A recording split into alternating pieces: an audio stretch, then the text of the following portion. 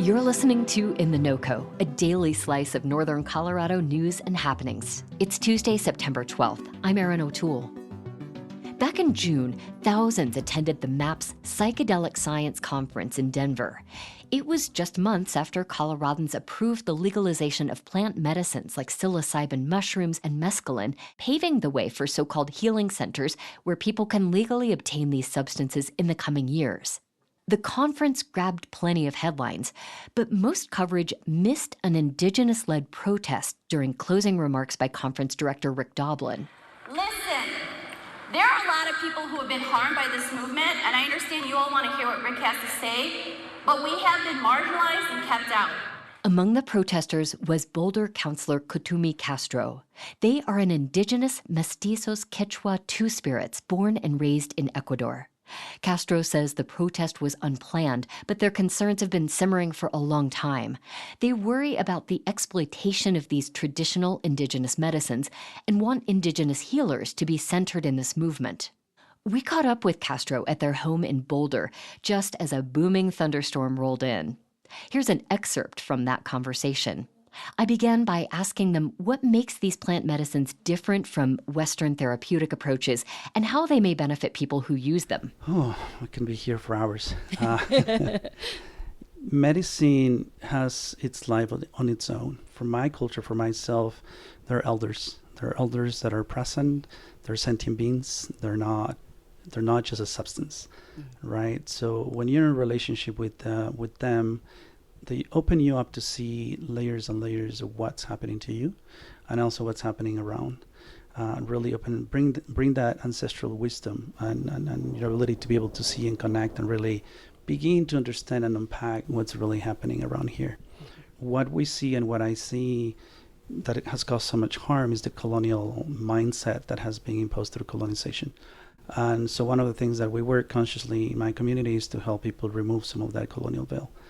We call it la variación colonial. The reality we see through all these narratives that have been passed down through generations and generations that have made it in a way that we don't see really what's happening. Like, I don't get to fully see you because like I carry so many assumptions of who you are based on how you're dressed, how you look, the color of your skin, how you behave, how you look at me. There's so many things, right? So a lot of that, what medicine does is help people work through those layers slowly. And it's not a competition.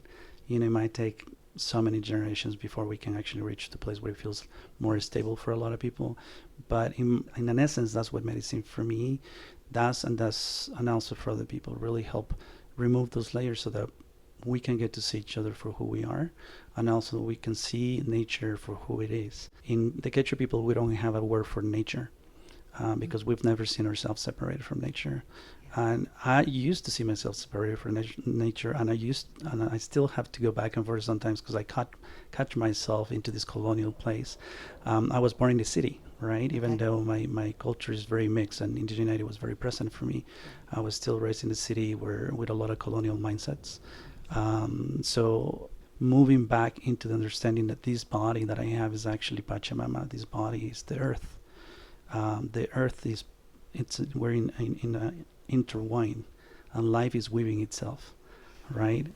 That's some wisdom that we have lost through the colonial mind.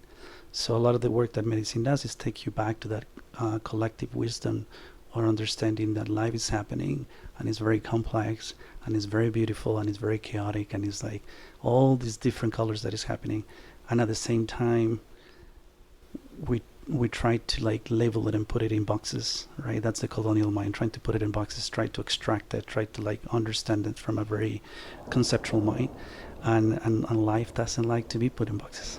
Because if it can be exploited for profit or for easy categorization, as you said, putting things in boxes, I understand why that would be more comfortable to Western medicine. It sounds like you're working to try to have people understand this is not that. 100%, you know, I mean, sacred medicines for me, for myself, wow, that's so beautiful. I love that. Thunder beings, Relatives. us. Yeah, they're cleaning us. You know, they're cleaning, purging the place, purging the land. Yeah. You said, you know, when we put things into boxes, it's usually coming from a place of abstraction, meaning I don't really fully see you. I want to see only these little places that I'm putting in the box. So we usually pick what we don't want and pick what we want. So that's already an extraction. And also in the colonial mindset, people put things in boxes to package them and to sell them, or like give them away as like, this is my own invention, this is my own thing, like a sense of appropriating it. It's appropriating nature, appropriating life, making it like, this is my own creation, right? So that comes again, another piece of the colonial mind. And we see that happening very, very often in so many different ways, not just in the plant medicine. But in the plant medicine is really harmful because plants are elders for us, for indigenous people. They have the wisdom of the earth. They're very sacred. Sacred is something that in the Western mentality, I don't think people really understand what sacred is. And that's a big concern for me as an indigenous person when I speak about that, because of the lack of understanding of what sacred is. That's why there is so much harm that is caused, right? Because if you don't understand that, then you're like, you don't care. Thank you for helping to clarify. I know people want to understand why it's not all rosy as we roll this out in Colorado. I want to ask you about decolonizing, because for myself, I think of land being colonized. To decolonize might be a little bit confusing for some people. Could you give us some examples of what this means to help us understand? So the first piece for me when I share with people, is to understand that most people have been colonized. And meaning it's not just the land, but this is your first land. Your body is your first land, right? This is our first sovereignty, right? That has been taken away from us. Like, we don't really get to choose how we dress. A lot of the ways we dress actually come through like the social environment, the input of like, the standards of beauty that come through European white lands and all those pieces, right? So yes, we do have some choice, but we have lost a lot of choice.